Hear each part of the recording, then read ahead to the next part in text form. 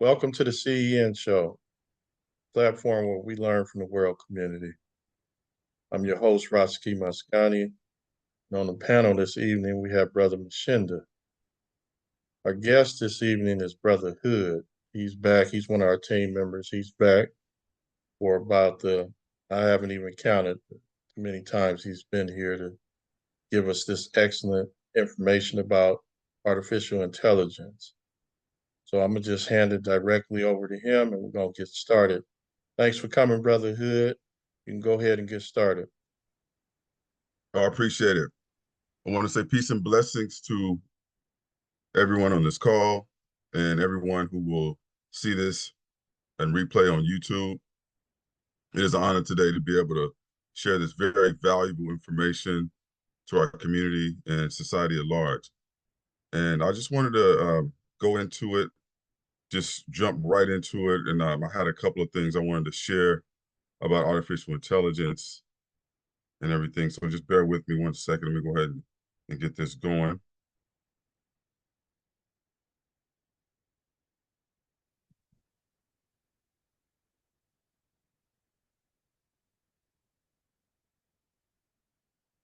Imagine waking up in a world where your personal assistant doesn't just follow commands, but actually understands your needs before you say anything. Predicting what you want for breakfast, organizing your day, even suggesting how to solve problems in creative ways. This might sound like science fiction, but it's actually closer to reality than you think, thanks to a powerful development in technology called artificial general intelligence, or AGI. Now let's think about this for a minute. How does this apply in the real world? So think about a doctor, a doctor working in a busy hospital. Today, we'll call her Sarah. Today, Sarah is faced with an unusually difficult case. She consults with her AGI-powered medical assistant. This isn't just a computer with a database, but medical knowledge. It's a system that can reason through complex symptoms, compare thousands of similar cases instantly, and even suggest treatments that have the best success rate for her patients like hers. Sarah feels more confident in making her decision, knowing that AGI has analyzed the problem from every possible angle. The patient's treatment is successful, and Sarah moves on, knowing that she has a partner capable of understanding the intricacies of medical care. Or imagine another example, a farmer. We'll call him David. David, a farmer in a remote area. He's struggling with unpredictable weather, which affects his crops. He uses AGI-driven tools that monitors environmental data, weather forecasts, and even state of his soil. AGI offers him recommendations for when to and not to plant and water, and how to rotate his crops for the best yield. What once felt like guesswork filled with uncertainty is now a data-driven process that helps David thrive despite challenging conditions. AGI represents a leap beyond today's AI like Siri or Alexa, which follows programmed instructions without understanding. AGI has the capacity to learn and adapt like a human, applying knowledge across different fields and reasoning through new challenges. It's not just about convenience, it's about transforming the way we solve problems in every part of our lives, from healthcare to agriculture, education, and beyond. But while AGI holds immense promise, it also comes with challenges. How do we ensure such a powerful technology is used responsibly? How do we prevent unintended consequences or misuse? As we navigate these questions, it's crucial for everyone, not just scientists and tech experts like myself, to understand what AGI means for our future, because one way or another, it will change the way we live, work, and interact with each other, as it's doing now, as we see. Today, this evening, we are on the brink of a world shaped by AGI. And it's up to all of us to decide how we want the future to look. So let's explore this fascinating technology together and consider how it can be used to benefit society as a whole.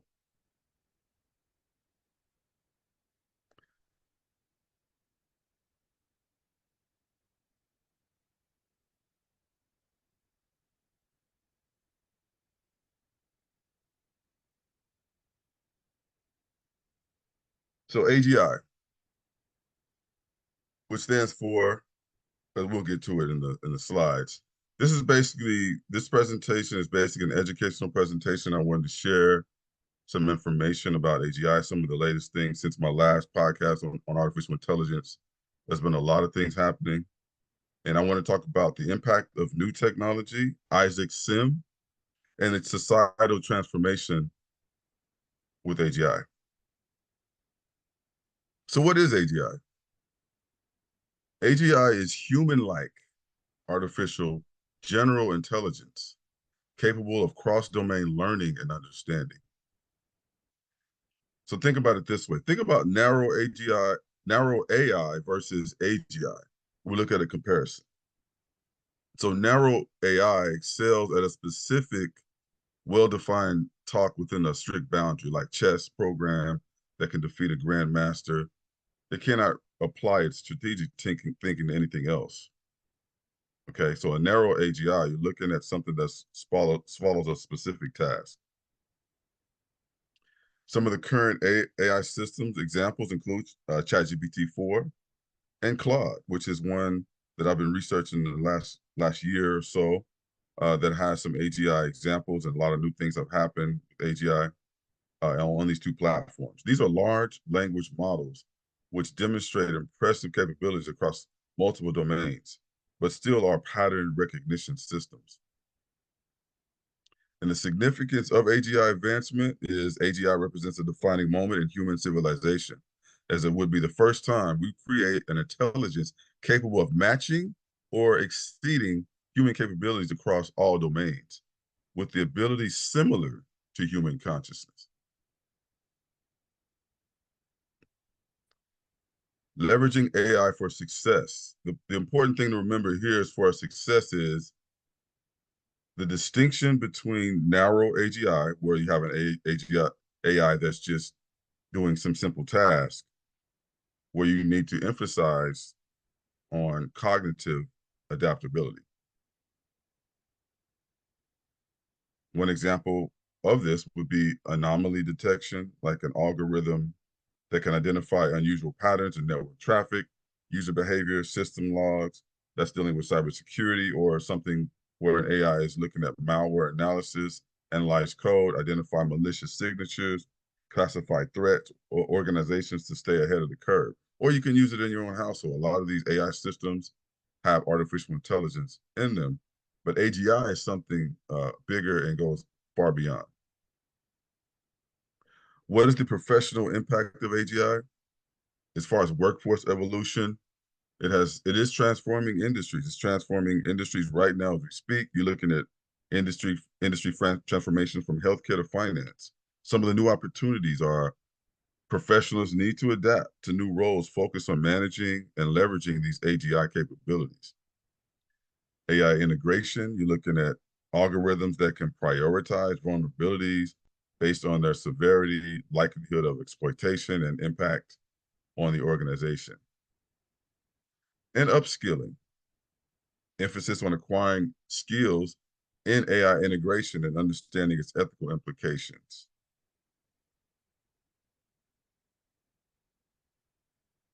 Understanding limits.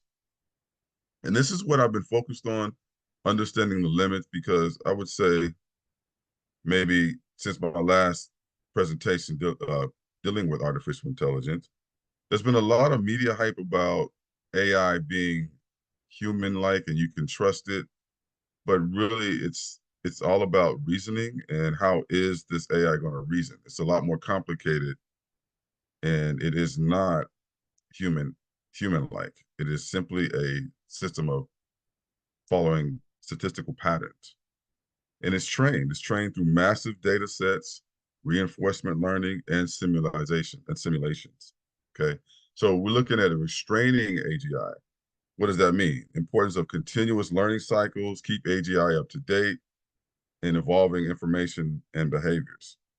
And there's a lot of ethical boundaries that exist. The need for clearly defined limits to prevent unintended consequences and biases. We need to explain the ethical concerns surrounding AGI and the importance of maintaining control and accountability. And as we see last year, the president, he issued an executive order on AI because there's so many questions, so many unanswered questions about how some of this technology is gonna work and how it's gonna be impacting society.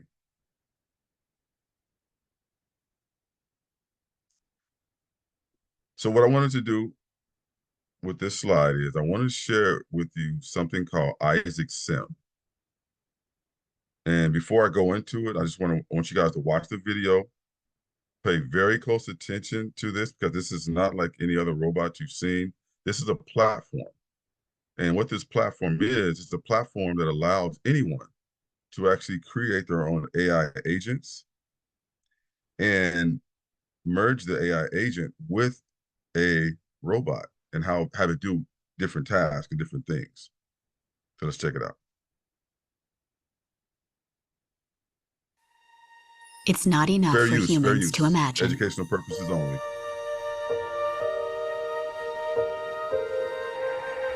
We have to invent and explore and push beyond what's been done. A fair amount of detail.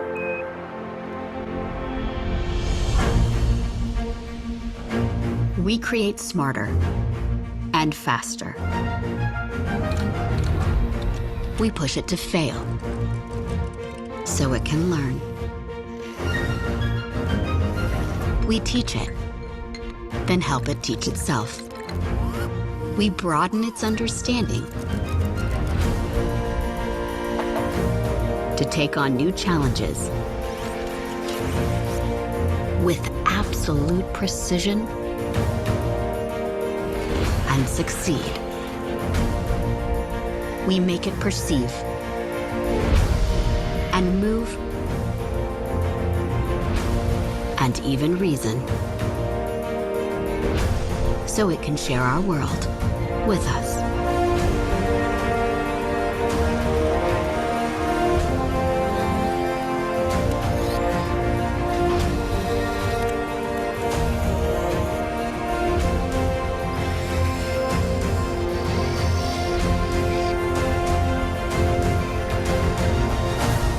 This is where inspiration leads us, the next frontier. This is NVIDIA Project Groot. A general-purpose foundation model for humanoid robot learning. The Groot model takes multimodal instructions and past interactions as input and produces the next action for the robot to execute. We developed Isaac Lab, a robot learning application to train Groot on Omniverse Isaac Sim. And we scale out with Osmo, a new compute orchestration service that coordinates workflows across DGX systems for training and OVX systems for simulation. With these tools, we can train Groot in physically based simulation and transfer zero shot to the real world. The Groot model will enable a robot to learn from a handful of human demonstrations, so it can help with everyday tasks and emulate human movement just by observing us. This is made possible with NVIDIA's technologies that can understand humans from videos, train models in simulation, and ultimately deploy them directly to physical robots. Connecting Groot to a large language model even allows it to generate motions by following natural language instructions. Hi, Joanne. All right, I want to pause it there. Now, the key thing that you want to remember about that video is what she's mentioned about reasoning. She said, and even reasoning, which is kind of important to understand because how these things communicate is through large language models. And there's a lot of different large language models out there. And there's a lot of ways that you can manipulate large language models through programming and through different prompts and engineering and things like that. So what I wanted to do with this slide right here, before I continue, is this is an example of what a large language model, how it's going to reason.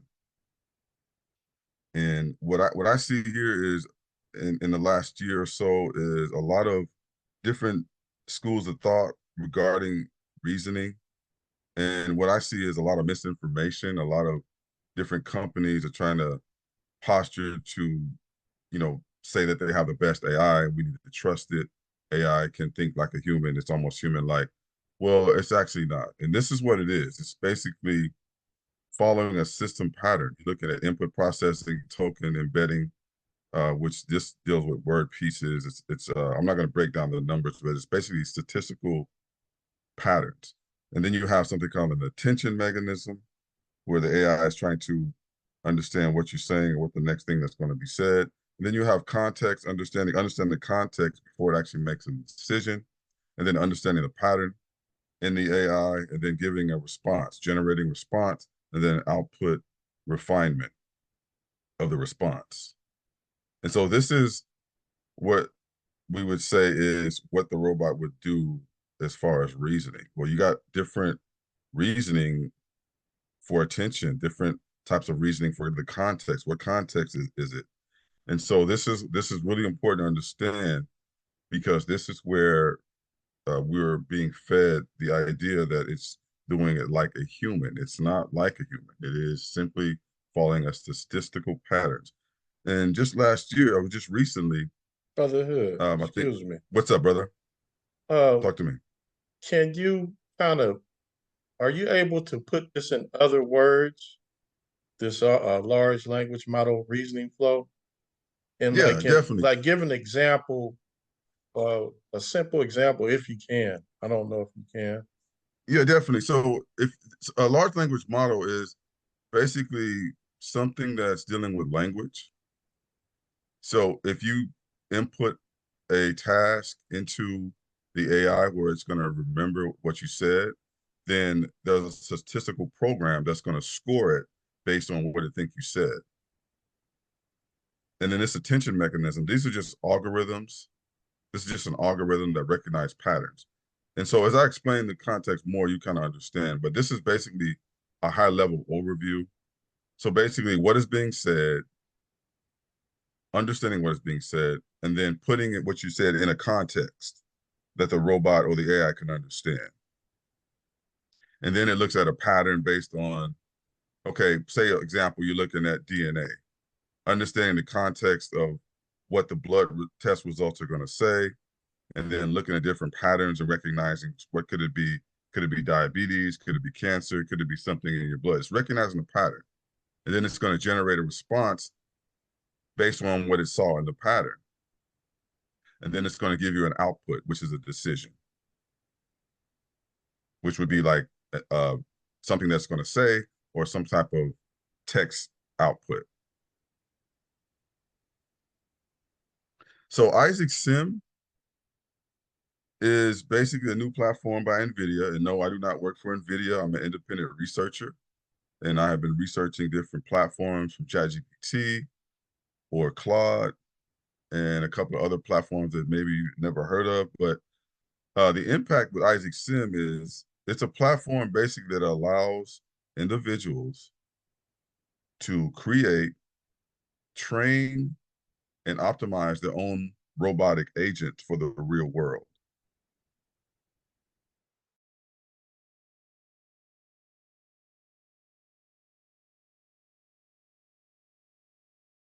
And creating their own large language models for what it wants to do in the real world.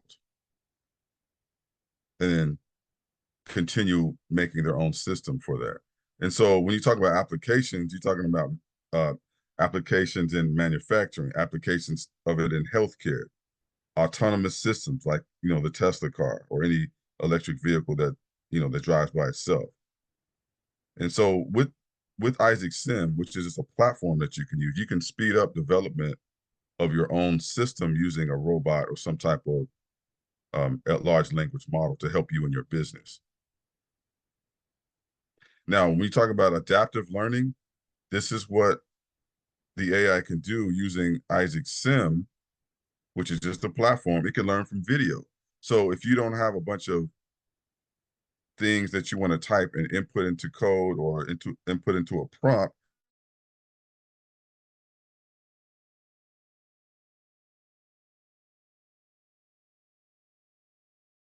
have AI create something or make a cup of coffee or make a dish. You can have it look at stuff that you do, household chores and tasks around the house. This is something that this platform would be able to do. You would train it in a virtual space, and then you would merge it into your robot or your AI. So you're simply creating your own agent. That's what this new technology allows you to do.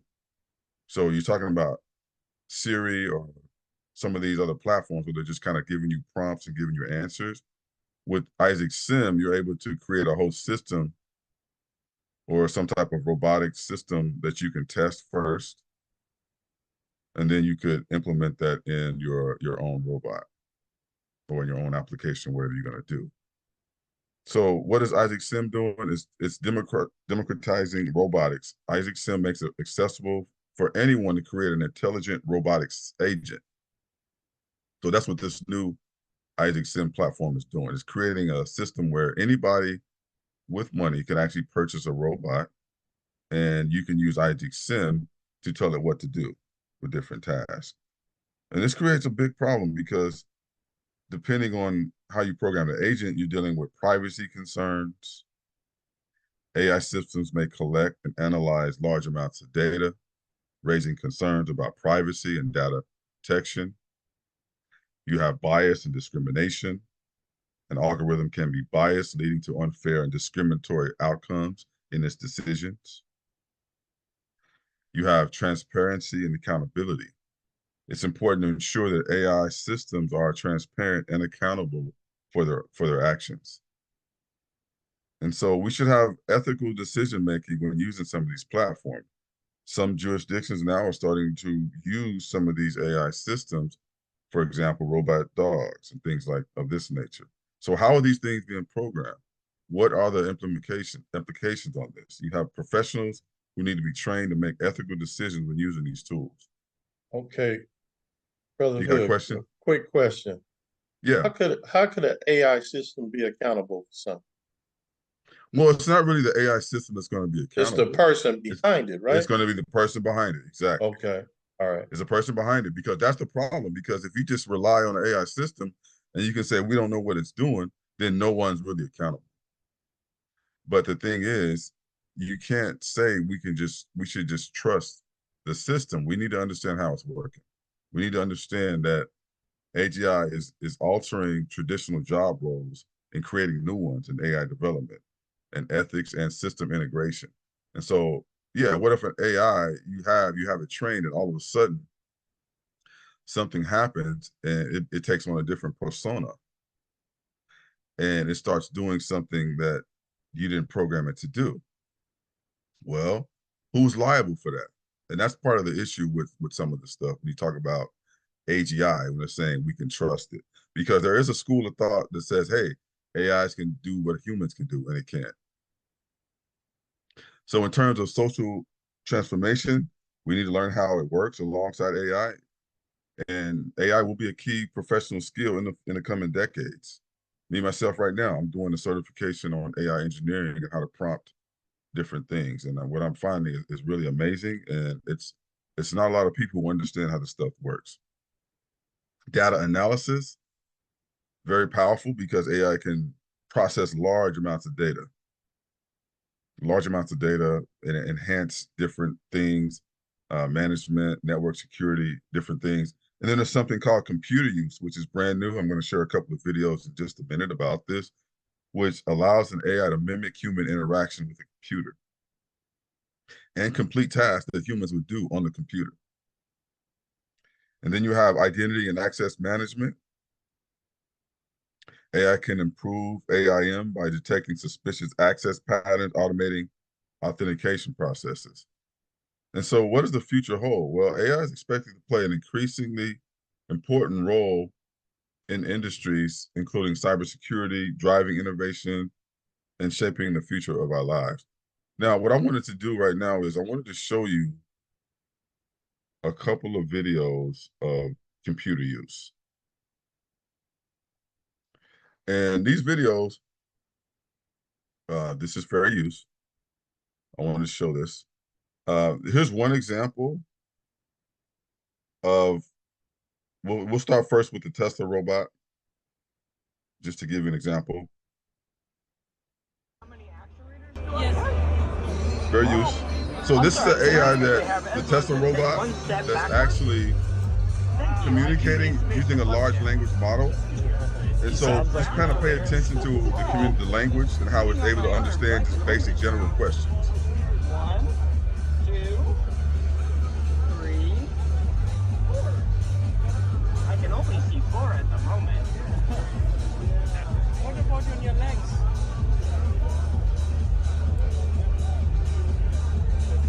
I'm not really sure. Oh, okay. No way. That'll be worth it. We understand you're bruised.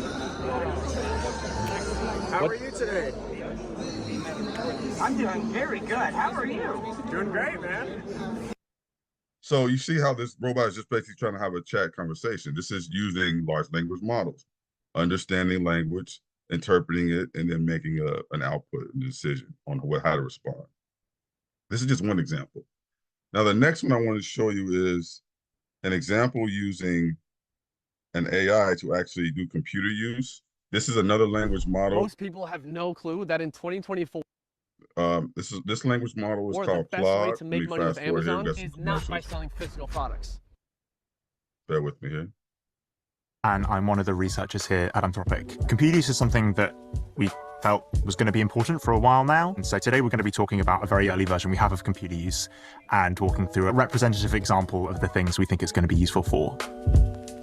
Fair use for educational purposes only.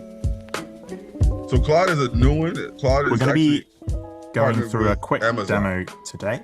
In this fictional demo, a customer, in this case the Ant Equipment Company, has come to us and asked us to fill out a vendor request form. The data I need to fill out this form is scattered in various places on my computer. What we're going to do is ask Claude to look at the spreadsheet, check if Ant Equipment is in there, and if not, move over to the CRM and try and find some more information there. Once it has this data, Claude's going to then fill out the form for us and hopefully transfer the information across to the vendor form. The first thing that's going to happen is Claude's going to start taking screenshots of my screen and quickly realizes that the Ant Equipment Company isn't actually in the spreadsheet. So the first thing it does is it swaps over to a CRM and searches for the company we're interested in.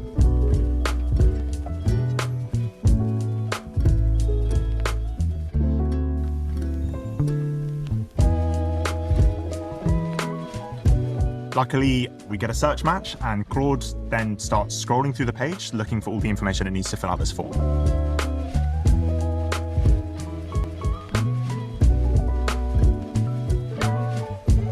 Claude then autonomously starts transferring the information across without me having to do anything. And goes through the steps and fills out all the information needed. And then submits the form. This example is representative of a lot of drudge work that people have to do. This is available in the API. We're excited for people to try it, and we should expect things to get a lot better over the coming months. All right, just wanted to show that one. Any thoughts on that?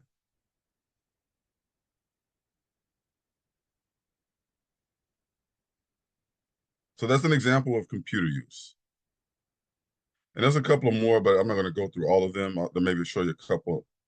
But yeah, that's computer use, which is kind of amazing.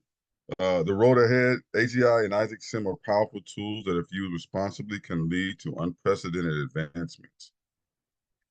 You want me to call to action? Hood, you want me to go to the panel and see if they have a question so far? Yeah. Anybody have any questions? Brother Ahi? Yes. Brother, I hadn't really given a lot of thought to this AI until you were scheduled to come on. My first time really even looking for any information on this. And quite frankly, it's kind of, I know it's supposed to be do tremendous things for productivity, especially in the health field. I was listening to its creator, Jeffrey Hinton, and he was, it's modeled after the human brain. And he says that the probability is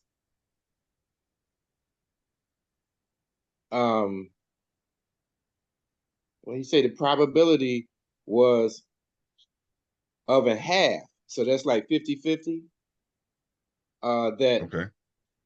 AI will become more intelligent than us. His artificial version of the brain, this neural network, he showed some examples of how this system can remember and build upon its experiences and set long-term goals and strategies. And that sounds like the seed of something becoming a being, sentient, something of conscience, uh, evolving into that. He says that within the next 5 or 20 years, it has the capability to do it, and most of the expertise, including his other two people who received the Nobel Prize, was it, in physics, believe that it's going to happen. That these machines are going to be more intelligent than us, and that we should be coming up with some type of a strategy on how to control them, rather than them controlling us. And nobody wants to slow it down because of tremendous benefits that it's going to have in the world. This was on the program. What's the Sunday night program they have on 60 Minutes? 60 Minutes. He did 60 Minutes. In fact, he did a few interviews, but 60 Minutes was the one I think they did a special on him. He actually spoke for like about an hour or so. So it is exciting to think about the benefits, but we can't even stop from killing each other to focus on this machine that could one day be smarter than us and control and take over.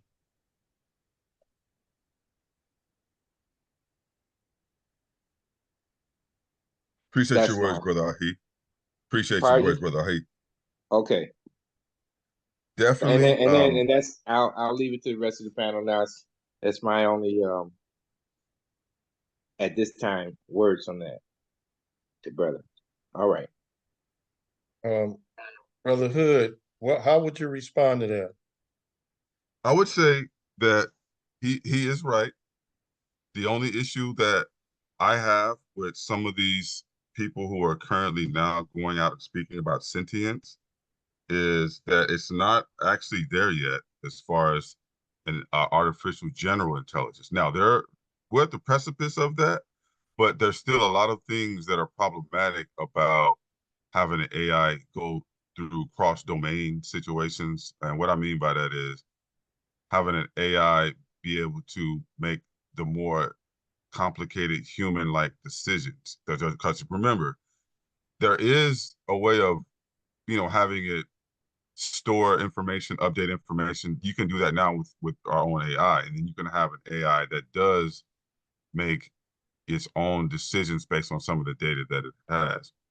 But the larger the data set, then you have issues with how your AI would function. So there still needs to be some type of interface or some type of way to understand and optimize the behavior of how your AI is functioning, because you can have an AI that can still be manipulated. And we have to understand the accountability part of it, because yeah, we need to understand the controls and how things work, because there are so many ways that you can design these different types of AIs and how you can change it. Because if you have an AI that is storing information, making future decisions, making long-term goals, well, you can also, depending on how the AI is designed or engineered, you can also have an inner, what's the word? Someone who interfaces with that and have your AI take on a different persona based on the data. And depending on how they manipulated the data, you can have the AI take on a different mindset or different attitude or way of going about doing things. And so it leaves it open because, yeah, it's going to make different decisions, but we still have to have some kind of way of controlling it and understand how these are working, because it's kind of like you have AI that's proprietary, where it's just any company can make up their own system, and then you have AIs that are public and they're released on the public. Some of them are on our mobile devices right now that are causing our kids' behavior to change because of how they've been programming these algorithms. And kids are actually making decisions based on an algorithm and not their own thinking. So it's happening now. But how would you gauge that when you have a larger system? And that's the fear, because I see, in certain jurisdictions, certain countries, you have AIs that are making big decisions on things. And so the problem comes in is when we're being told we have to use this particular AI or that particular AI, or it's making decisions based on something that we don't even understand. But yeah, you can design it to have it self-replicate, do its own thing, but we got to have some kind of stopgap in there because of how they can be designed. So that's what I would say to that. He's right. AI in the next 5 years, definitely, it's already there. We have AGIs that are smarter or just as smart as humans, but it can't make some of the complicated decisions that humans can. It doesn't have any feeling. It has no emotion. It really is just, go ahead. So basically, it's still the person, it's going to be a person behind everything that's going on when it comes to artificial intelligence. Yes, there needs to be, no doubt. Well, I'm saying they're actually they are the driver of the AI. Yes. Saying that no matter what happens, it was inputted by some human. Exactly. Some human had to make that algorithm. Now, Now, initially, initially. Now, you can have an AI that generates its own code and writes its own code, but who's going to check that code if the AI decides to take on a different persona? but there lies the problem. Just like Exactly. we don't know how the brain works, even though this was modeled after the human brain, we don't know how it works. Exactly. We call them black boxes or whatever they call it, black boxes in the brain, in the artificial intelligence. They call it the brain in the human. We still don't know, and if we don't know how it works, then we don't have a defense for it. Exactly. Okay. That is the key. That is the key. Because what they say is AIs can reason just like a human. No, it can't. And that's the thing they're trying to get us to believe. It's not reasoning the same way a human being can. It's literally just following a set of statistical patterns to make a decision about something. Okay, yes, I can buy that. Okay, let's go on over to Brother Machinda, see what he has a question. So, Brother Machinda. Yo, yeah. Hey, Brother Hood. Again, thank you for coming on and sharing your wisdom and your research. And I know it's it's a task for you. It's a lot of information, with your IT background, and I know before you were when you spoke before, you brought it to our attention as far as introducing it to us from your perspective and your research, and I appreciate that because what I'm listening to, you're giving some vital information on how the inner workings of for instance the robots and the different systems that utilizes these platforms and things like Isaac Sims and cloud, those things. So I appreciate you giving us a lecture, breaking it down to and again, and I understand what Brother Rashiki, when he was talking about the large language model, can you break it down a little more? Because, with the technical jargon, but still, I appreciate it. And I think that, my perspective on that is that it's incumbent upon those who are listening to jot down and take note of that terminology and things like that. Which I'm always saying, I've been an instructor and doing different things in my life, and so, but my thing is I'm always a student, and I tell other students, I deal with students all the time myself right now, and you got to understand the lowest common denominator, the words, you understand the terminology.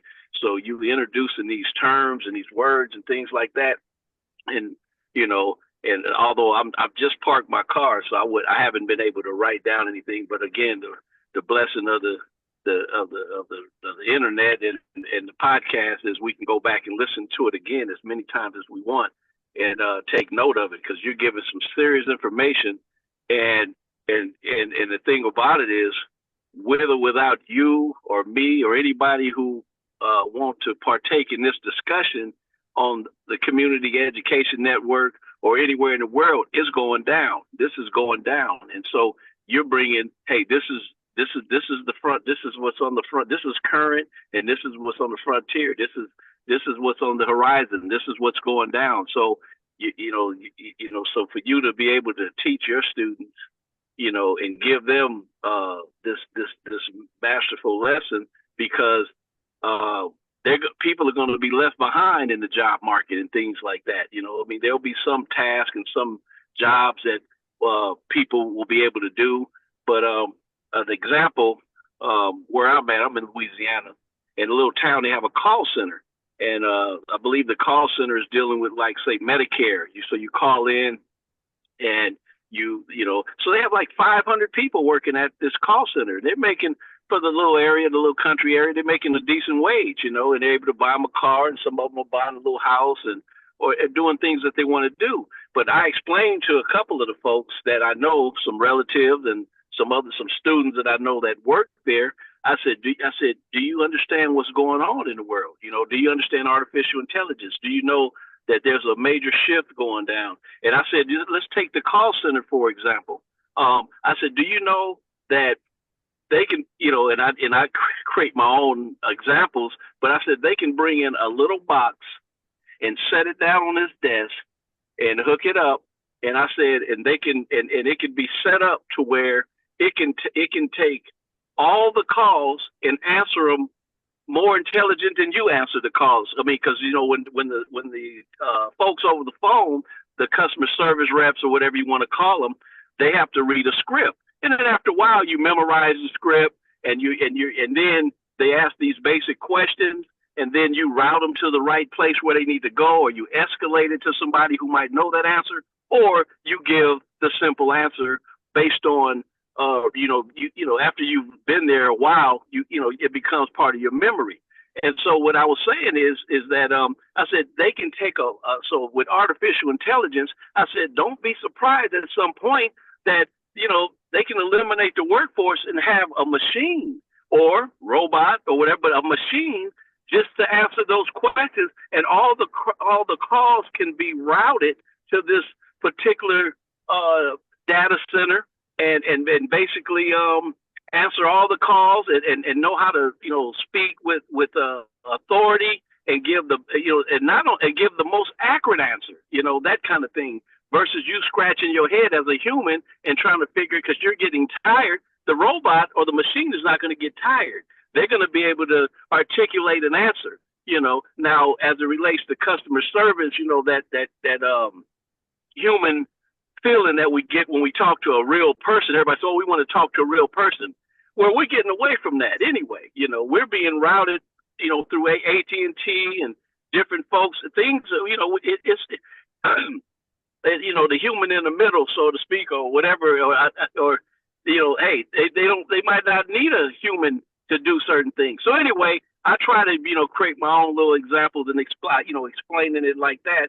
But at the same time, I've been checking it out a little bit, like Brother Ahi said, trying to, do a little research after you come in contact with that. And I'll find out these massive data centers are going to require a whole lot of electricity, whole lot of energy, or what have you, to power these things. And like Microsoft and Amazon and Apple and Meta and Alphabet, and Tesla, all of these major companies, these multi-billion-dollar companies, are spending billions of dollars toward AI, and so they're all racing to the finish line, trying to build, and so like with data centers and whatever business, Amazon, No, we know what business Amazon. You're cutting Google, out for on there, Brother Machinda. Okay, I'm sorry. Can you hear me? I can hear you now.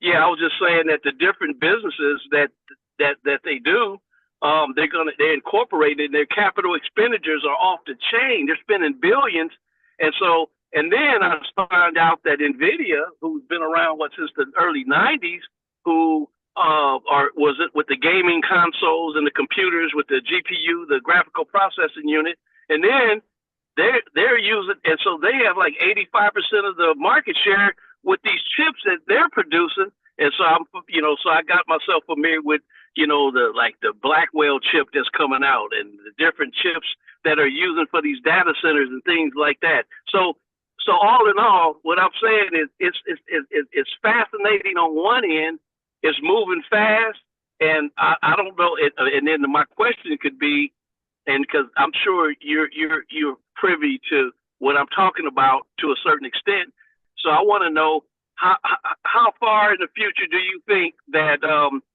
these data centers that they're, because I understand like Microsoft, they're involved with 3 Mile Island, the nuclear power plant, and they're coming out with the what is it, these little reactors, these modular reactors that will produce power for these data centers. And I've been looking at the stock, because I've been kind of studying the stock market. Hell, I bought some shares of Nvidia. I said, well, man, if they got the market cornered with this chip, I said, I'm gonna ride the wave a little bit. I've made money in a couple of months off of that already. But the point I'm making is, how far are you thinking in advance? With all of this, with the robots and all the, I know, like, Jason Wong with Nvidia. He's purchased like several million shares of Serve Robotics. So kind of like to what you're saying, he's in purchasing, so I guess incorporating AI into the robots, being an investor in the company. So my point is, how far in advance do you think that, or how long will it take in your mind's eye to get to where we're going to be seeing this on a regular basis, like, in the future? Like, is it going to be next year, 5 years? When will these data centers be up and running, you think? Give me an idea on that, if you okay, for me, I would say realistically, a lot of these data centers, probably in the next 5 years, you may see a lot of these data centers come online. Because one of the things that I researched and I saw about is the manufacturing of all of our electronic devices. They're going to be using a lot of these neural chips. So every single computer you buy, laptop or PC, all the ones that are being built, they're going to start moving away from the older chips. And your CPU, your processor is going to have a neural chip in there. So it's going to actually, you can have a situation where every device will have some type of a neural network configured that's built into the hardware that you're buying. So you won't even realize it, but you could actually have some type of connection through some kind of network based on how the industry is moving, because they're manufacturing computer chips that have a neural component to it. So like you go to the store, I think in the next 5 years, you're not going to be able to buy a computer that does not have some kind of neural chip in it, which is something that we need to be aware of. And I think once they have that set up, then it'll be a lot easier to do certain things when you talk about data centers and basically totally automating everything. But this is also brings up another issue, like you said, with job security, leaving people behind, and how is that going to work? It is going to create new jobs, but when you have a lot of the corporate structure, a lot of them all just caring about is the bottom line and the dollar amount. And so that's kind of what's happening right now. There is some pushback though, and I think it depends. If more of us become aware and understand what's really happening with the industry, because This is something that is saving money if you're able to hire fewer people to do certain tasks. And it's funny you mentioned the call center, because I remember when I was working in private industry in the bank, I was programming, automating phone systems. And I remember, you know, it was like phone calls, but it would drop if there was someone.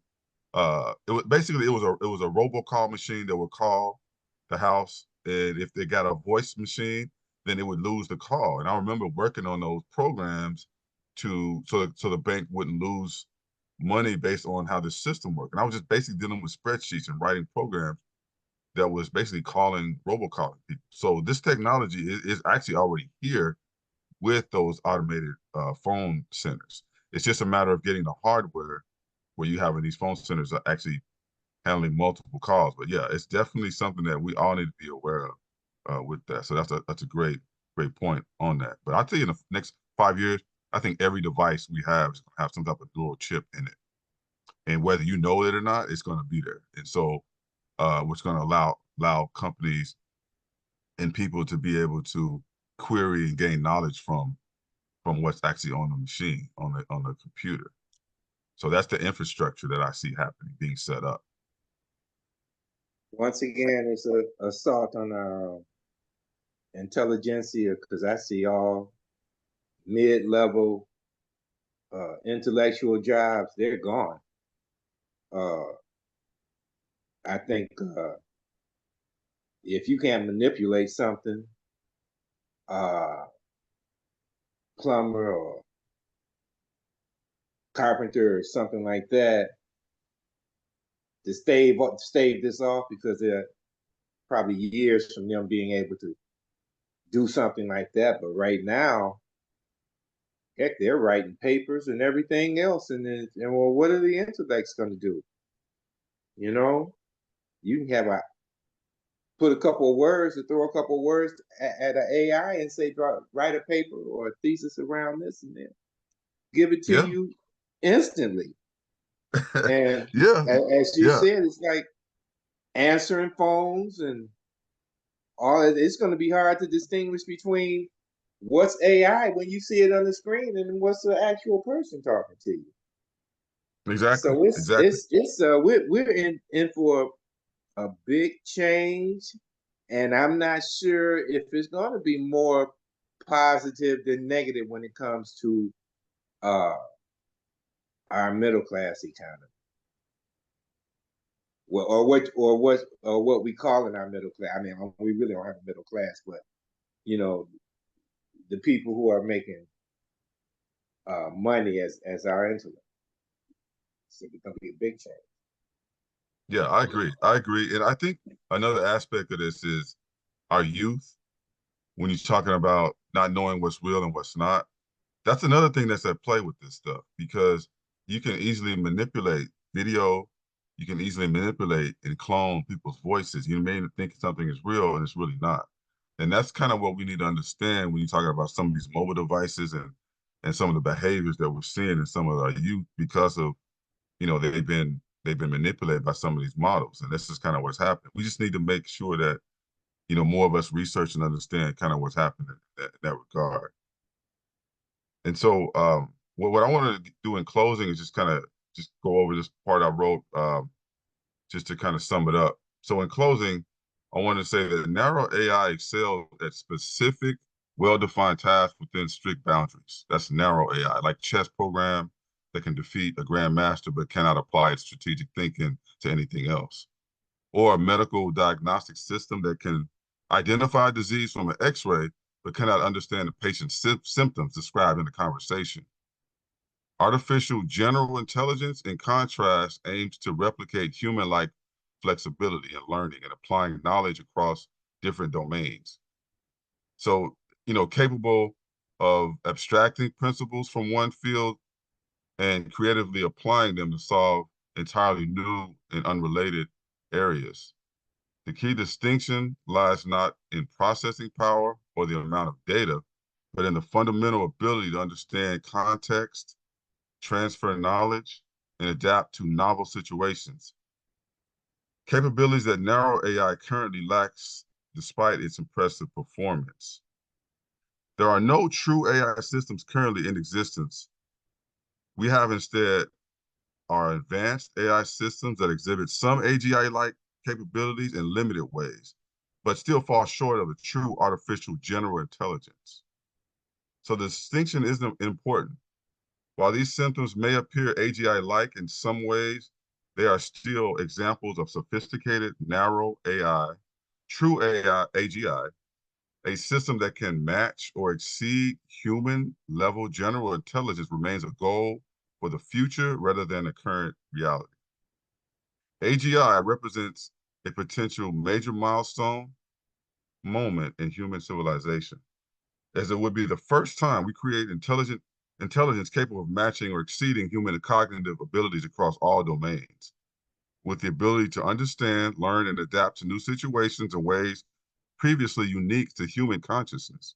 The development of AGI could fundamentally transform every aspect of human society, from scientific discovery and technological innovation to addressing global challenges like climate change and disease. Though it also raises profound questions about consciousness, intelligence, and humanity's role in the world, where we are no longer the sole possessors of general intelligence. So I just wanted to say that in closing. So the key takeaways for this is AI represents both opportunities and challenges for society by leveraging its power and responsibility. Organizations can strengthen their businesses, defenses, mitigate risk, and stay ahead of evolving threats. And so with that, that concludes my presentation. And if you want to discuss it more, I can be reached. This is my email, mrelhood@gmail.com. And I'm also on YouTube at Bus Tech Academy, and I'm also on X.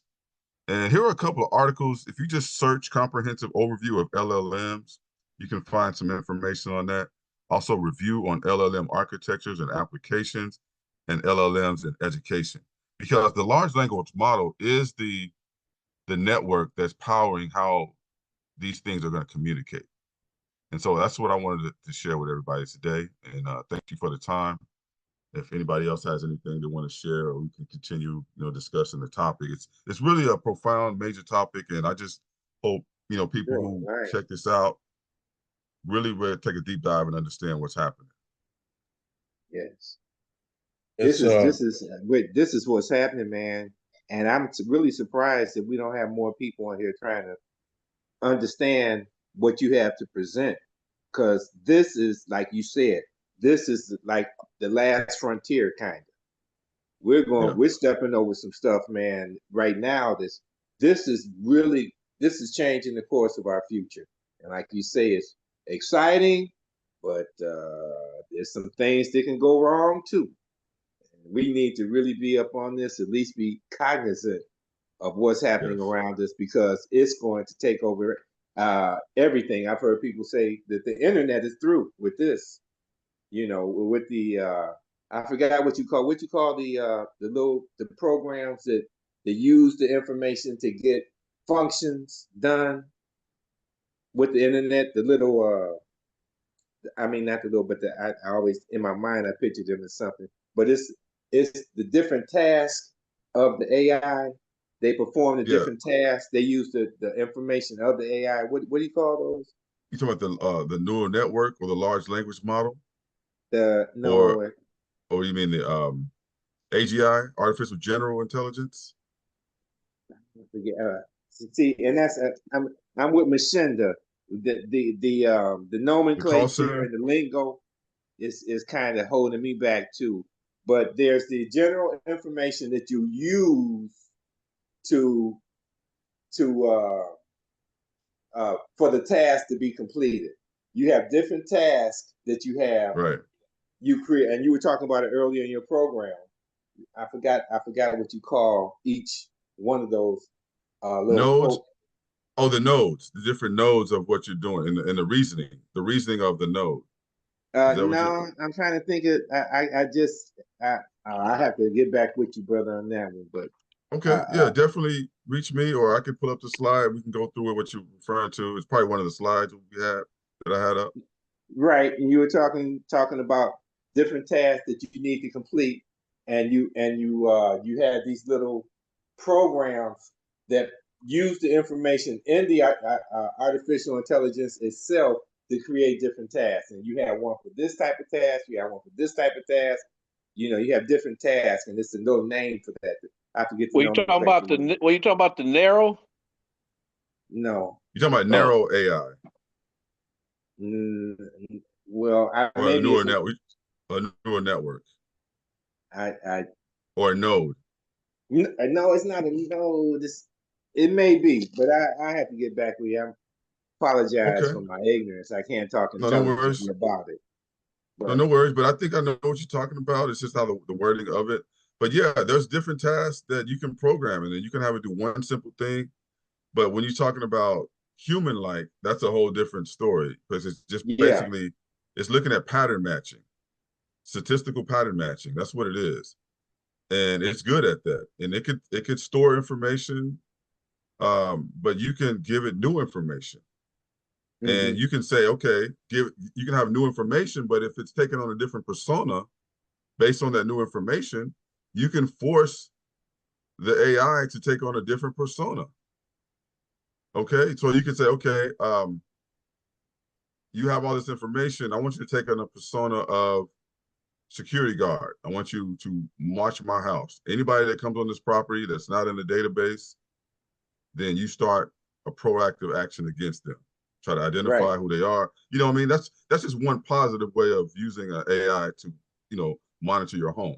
Instead of having a Right. ring Right. camera, I could see, me personally, I envision, I think what's going to happen in the future, it may not be in the next 5 or 10, but if if China is competing with us and they're making all of these cheaper robots that do some of the same things as the high-end robots we have now, they're gonna Hmm. they're gonna eventually make it to the US, just like all the other cheap Chinese stuff, right?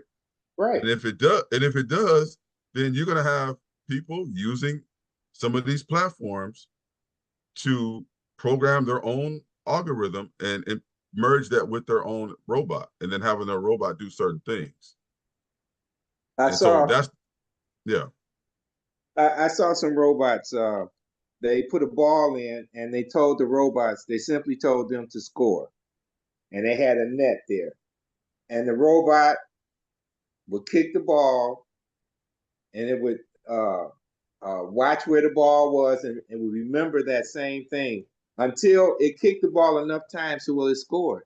Well, it stored that information, it remembered that information. And exactly. eventually it became more proficient at scoring.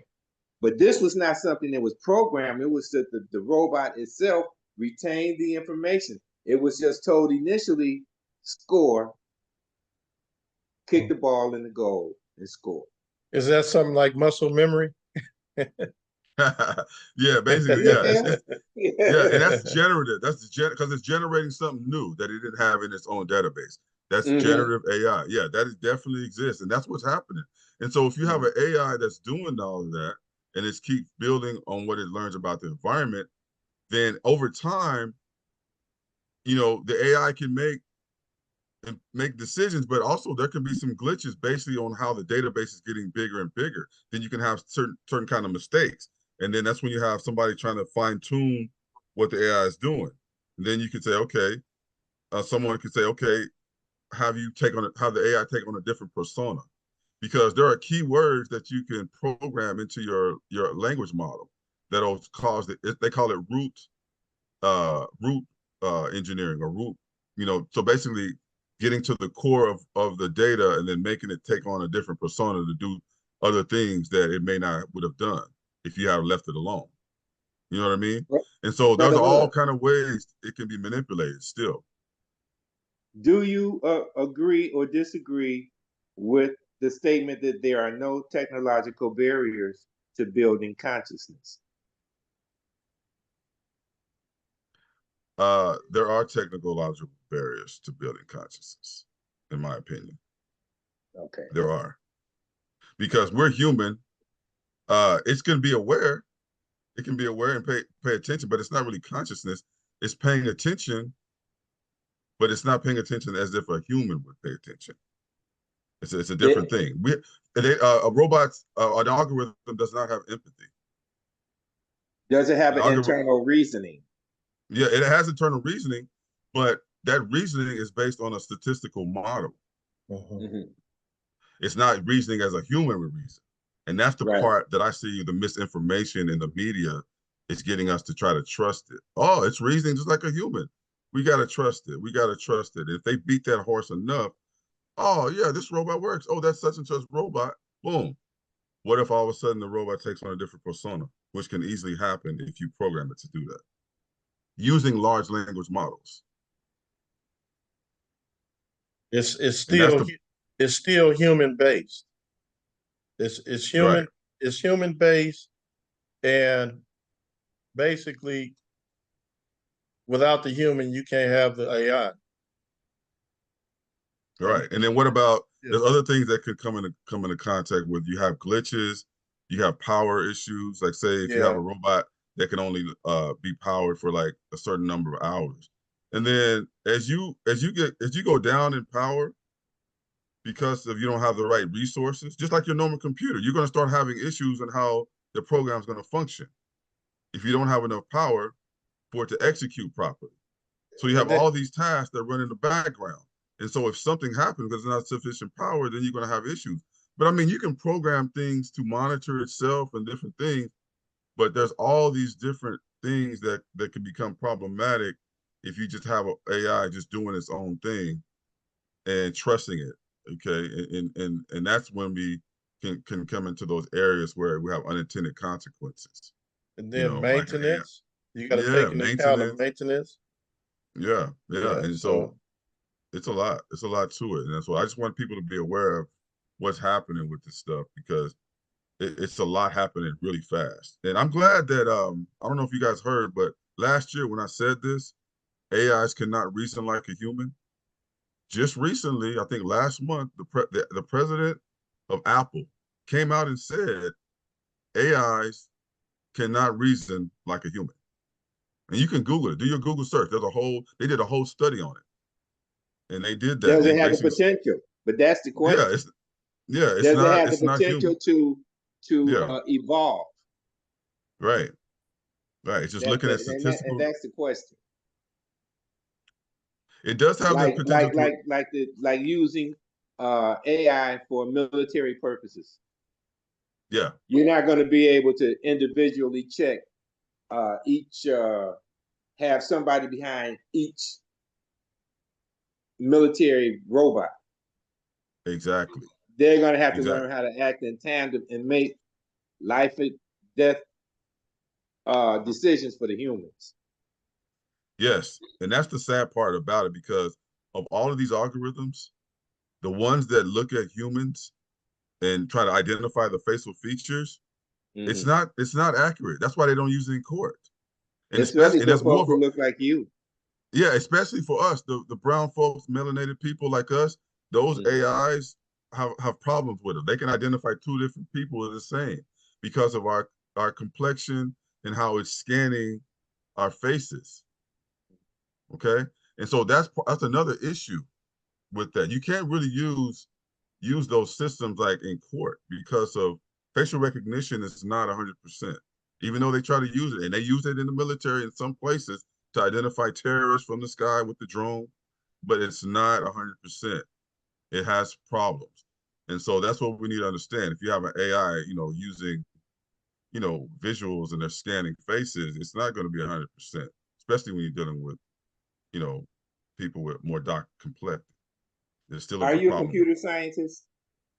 I would consider myself a computer science. I teach computer principles. I worked in the industry. I really have dedicated my life to understanding some of this stuff. I'm fascinated with it, and I have a passion for it, definitely. And I would consider myself that because some of these complex issues, that's what I struggle with, trying to explain some of these lower level things, because some of them are so complicated that I think more of us need to understand how this stuff works. So yeah, I would consider myself that. I mean, because definitely that's what I do professionally.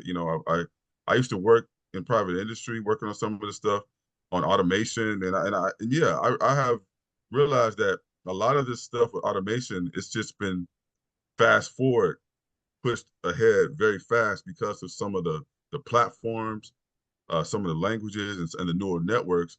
It's just taking more and more people out of the picture because you need less people to do it. You need less people to write scripts. Look what happened to the movie industry. Now look at what's happened with the music. It's a statistical pattern of songs, and then it's creating a new song based on what it was trained on. You know what I mean? And so now you got a song that sounds like something from the 70s or 60s. It sounds real good, but it's an AI that made it, and it's looking at patterns. So there's a lot of stuff that's happening with that, for a lot of different industries. But you can't really just rely on it as this is what it is and we need to trust it. Nah. That's a lie. We need to definitely keep our ears to the street on how this is being implemented, where it's being implemented, what are the policies behind the data, is there a back door to get into the system, who has access, what type of personas is it able to do, the rules. I mean, there's so much. And that's what the executive order that Biden put in last year was about. Biden put in an executive order on artificial intelligence. If you do a Google search, you'll find a lot of information about it. It's like technology is up here and then society is trying to catch up to what's happening. But you're not going to That's be why able to do it. That's the problem. You're not going to be able to keep up with this stuff. And it's getting beyond and beyond. And when it gets beyond you, in a sense, it will take over. Yeah, it's already taken over. We're not going to catch up with this stuff. The thing is again, you have a power structure. Yeah. And the power structure dictates what's going down. Right. And that can implode. So, like you take a look at what's going down. It's gonna change. They taking these people out over there in Palestine. It's gonna backfire. Lebanon, Beirut, and they trying to take it like Professor Ryan said the other night. This is a land grab. Yeah. They want to have like they're gonna have to take Lebanon, Beirut, and probably try and annex Saudi Arabia too for the greater Israel Zionist state. And that stuff is gonna backfire. Eventually it's gonna they're not gonna last. I can't put my finger on numbers and all of that. Nature is more powerful. They're not gonna last, brother. Like Brother Machinda been saying, last call for alcohol. And that's true. It's gonna be only so long where this facade that's going on it's not gonna happen, man. It's a facade, a lot of it. It's all propaganda, most of it. And we can't be at all these places at one time, and they can't either. So it goes deeper than what we think.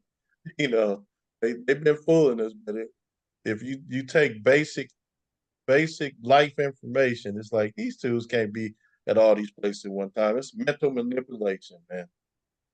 All of this. Exactly. This technology, they trying to manipulate. That's all they doing. But it's great that Brother Hood comes on and give us this information because people do need to wake up. Brother Machinda. Are you there? Where Brother Machinda? But man. Yo. Yeah, you have anything to add to what we're saying? No. Points well taken. Points well taken. And like I say, I've already began my research, my studying. And like I say, I appreciate people like Brother Hood who is dedicated in his pursuit to learn, especially in this arena and in this area that we're talking about. And so I latch on to that, because like you say, each one teach one. Well, brothers, we need more brothers like Brotherhood the other folks that show up on the channel, you know, that's imparting information that's necessary for survival, for, you know, among other things, you know. And so I'm good, man. Thank you again. I have one question before you get off, Brother Hood. Yes. How can we make some money with this thing? Oh, we can make some money a lot of different ways. Besides the obvious being a programmer and stuff like, you know, being Yeah. a programmer, but how can we make some money? How can we steer our young people in the, you know, if they see some cash value behind it, and you can get in front of the curve right now. I mean, if there is such a thing. Yeah, I would say as far as our youth, man, there's a lot of different things that are coming online, like certifications in AI, like prompt engineering. There's some engineering certifications, prompt engineering. Also, once you understand how these language models work, you can actually program them. You can actually make your own AI and actually help businesses use it. Like there's a business that, like you just mentioned, Machinda mentioned customer service. Well, if you have a business and you're trying to expand, you could program an agent to answer your phone for you. And then if you have a know-how, you can go to a company and say, hey, I'm gonna help you optimize what you're doing with, you know, marketing or customer service or whatever it is. Like you have AI that can actually create marketing campaigns for you, create the videos in them. You have AIs that can manage some of your finances, your budgeting, look at your manufacturing processes. You have AIs that can, you know, do a host of different things, man. It's just a matter of you can create agents, your own agents to work. And then you can actually have an AI just build this specifically for a company, and it can have only its own local data and run their whole AI just based on their corporate policy and corporate structure. You can have AI that could read contracts for you for law. Like say you got a contract, you don't understand what it's saying, run it through your AI and it can summarize all the main points for what you need. It's crazy, but it can happen right now. And you just mentioned the word I was trying to find. I was looking for earlier. Agent. Yes. Agent. You can create an AI agent for yourself. I have 3 agents right now on OpenAI's platform. One is called APCSP Guru, and I have 2 other ones. So if you reach out to me, I'll share them with you. They're just things that I use to help me teach and educate students and things. One of them is for if you want to find out if your email has been in a security breach. There's an AI tool I want to show you called Have I Been Trained? That is a website that you can literally, if you're an artist, you can put your picture uploaded to it, and you can find out if somebody has stolen your art and put it on one of these platforms. I think it's haveibeentrained.com. You can check that out. And then you just upload your images or your artwork, and it'll show you if your stuff has been stolen and put up in one of these platforms, because that's what it is. It's basically these platforms are training on data that's already out there. So you can use agents to help people try to you know, manage that, you know, their image, their brand on social media. You can have it check your website for security flaws. I mean, there's so many things that you can use to make some money on, and people pay a lot of money. That's a side hustle you can do.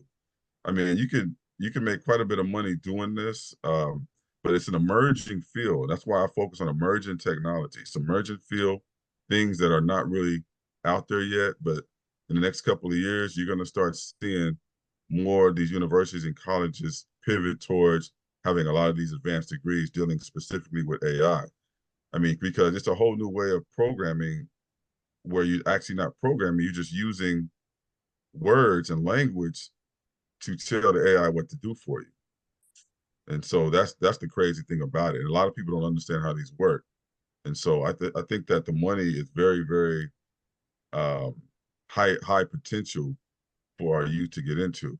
But yeah, I would say certifications in AI that are out there, definitely jump on those. And those don't even require a college degree, but there are going to be some schools trying to pivot to that because they see, and you know, companies are quietly laying off people and things like that. And then some of them are just blatantly laying off thousands of people. But you're going to have to, you know, do that shift. and always be looking ahead. You know what I mean? And I would say check the BLS. A lot of students don't know. I teach my kids to check the BLS. It's a government website, bls.gov/OOH, and it's a employment outlook handbook that you can type in the fastest growing jobs and ones that are going to be they're going to be wiped out. And so you can see, it's like a 10-year statistical analysis of the workforce and where a job's going to be and where a job's not going to be.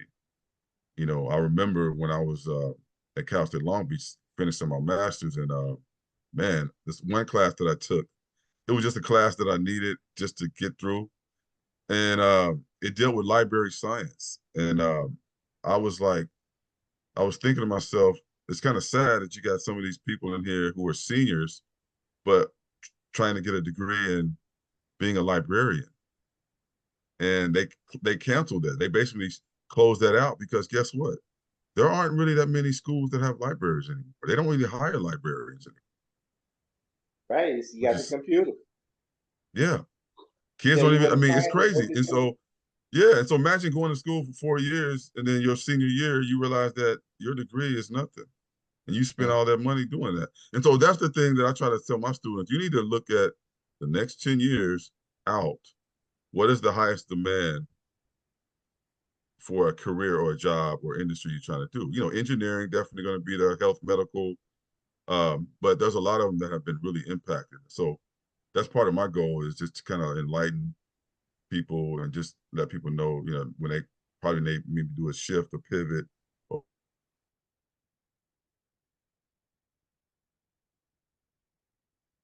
What technology has done is just made information more accessible.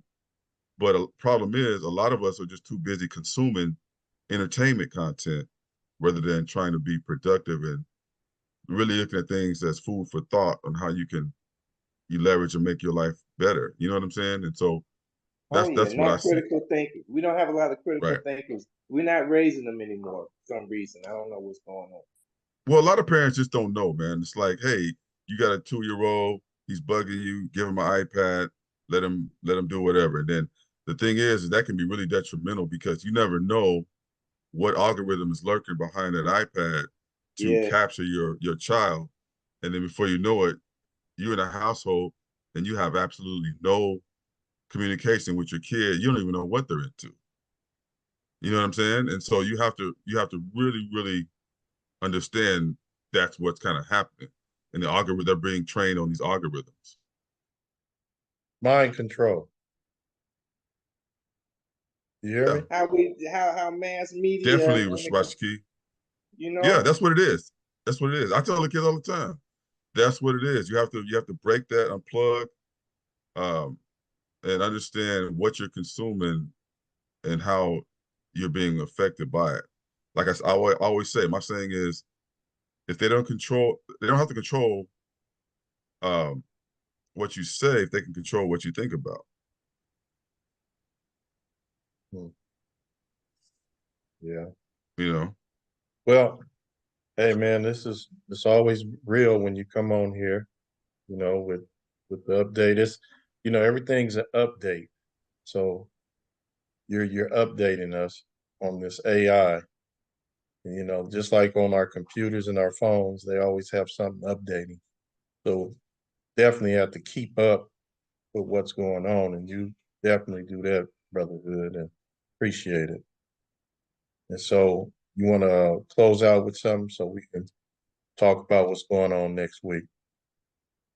No, I just want to, thank you again for, being here. Thank you, Brother Ahi, Brother Mashinda, Brother Rashki, and looking forward to the next one. Definitely. And then, like I said, anybody want to reach out to me, Mr. Elhood@gmail.com. And I'm also on the YouTube at Bus Tech Academy. Thanks for having me. I appreciate everybody. Yeah, appreciate it. Right. Thanks, Brother Ahi and Brother Mashinda being here as always. It's a good thing that we have your company on a weekly basis. So next week on Tuesday, we have voting. So there's no show on Tuesday, voting. Then next Wednesday, we got Dr. Sharita Yazid coming on again. And since she's coming on a consistent basis, she wanted to have questions and answers. So we came up with the natural way with Dr. Sharita, questions and answer session. So anybody have a question, they could send it to me. And, she's taking questions before next week. And she'll be able to answer, hopefully, most of them. We got 5 already. So that'll be a good thing. We'll have a naturopathic doctor on a consistent basis to take questions if you want to, go a natural way of healing. So excellent, brothers. I'm going to sign off. Each one teach one in Conscious Corner. Everybody have a great rest of their evening.